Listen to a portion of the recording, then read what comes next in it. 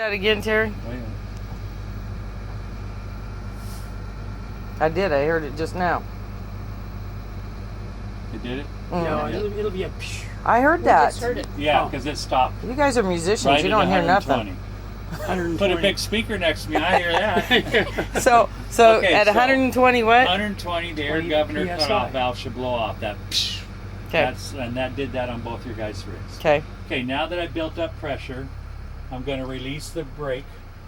I covered the brake pedal. I'm going to release the brake, which is right there. Now I pushed on the air. Once the gauge is all settled, shut the truck back off, turn the key back on, and I'm holding for 1 minute. And I don't want to see no more than 3 psi movement in 1 minute on that air gauge. Really, you shouldn't see no movement at all. So you hold the brake pedal as hard as you can with the brakes released. Brake switch released over here, brake button. And you hold for 1 minute. And there should be no movement on the gauge. And so far there is no movement. This is the only thing that tells you if you got a leak in the brake system. It's the only thing. The rest are just warning devices. They give you a warning that something's going on, get the hell off the road as fast as you can. Sometimes those so you don't get work. locked up. But that's all the rest of it's for. But by DOT standards, you're supposed to hold for 1 minute.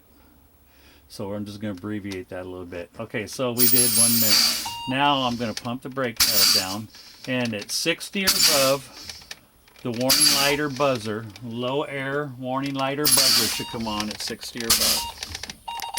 There, it did, see? Mm-hmm. You had both come on this vehicle, and it's above 60. See what we did? That's good.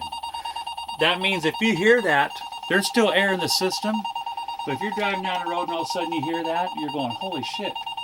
You need to try and stay off the brake pedal. I'm giving you ad lib. Downshift if you can and get rolled off, because the next time you touch that pedal, you're going to deplete the rest of the air and the brakes are going to lock up. Now you're going to have a lockup out in the middle of the highway somewhere. You don't want that. That's why these warning lights are important. Now, this button's going to pop out. How much air do I got left before that button pops out? We were about 70 when it came on. And we're waiting for this valve to pop now. I'm fanning the brake pedal down to do this. Between 20 and 45. It's already at the 45-ish. 20 will be way down here. And this valve should pop out by the time it hits 20.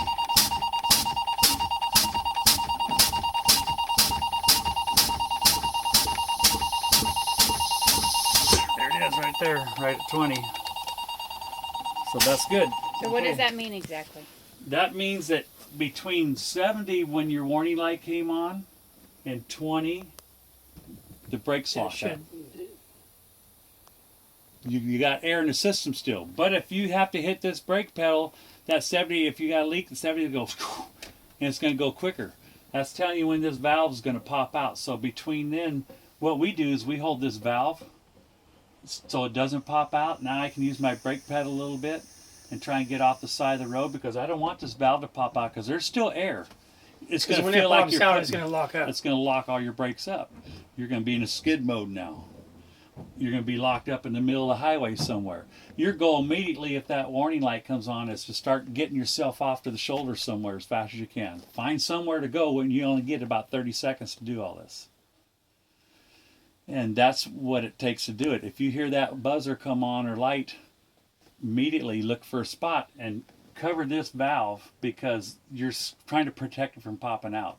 There's still air in the system. If you got to do a light braking, you're still holding this in, and you're salvaging all the air you can out of your tanks and system before it locks up on you. So you want to buy that extra, every second counts, to get off the side of the road. Yeah, but you're all good. So. Okay.